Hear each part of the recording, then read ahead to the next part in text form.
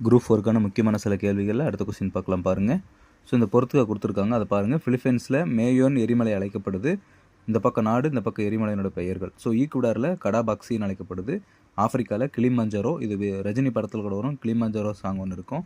அதே போல் பாலித்தீவில் ஆஹூங் அப்படிங்கிற எரிமலை இருக்குது. அடுத்த கொஸ்டின் பாருங்கள். குளுக்கோஸின் ஒளி சுழற்சி மாற்றியங்கள் எத்தனை அப்படின்னா 16.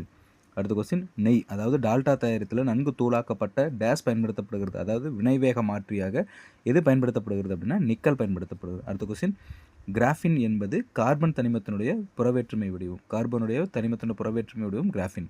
அடுத்து, உலகின் மிக நீளமான பவளப்பாறை திட்டான தி கிரேட் ஃபேரியர் ரீஃப் டேஸ் நாட்டின் அருகில் உள்ளது அப்படின்னா ஆஸ்திரேலியா நாட்டின் அருகில் தான் உள்ளது. அடுத்த கொஸ்டின் முக்கியமானது, இந்துஸ்தான் கப்பல் கட்டும் தளம் எங்கு உள்ளதுன்னா விசாகப்பட்டினம். அடுத்து தமிழ் கொஸ்டினும் காவடி சிந்து, இந்த 3 கொஸ்டினும் ரொம்ப இம்பார்ட்டன்ட் பார்த்துக்குங்க. அப்படியே நான் வீடியோலேயே காமிச்சிருக்கேன். காவடி சிந்தை பாடி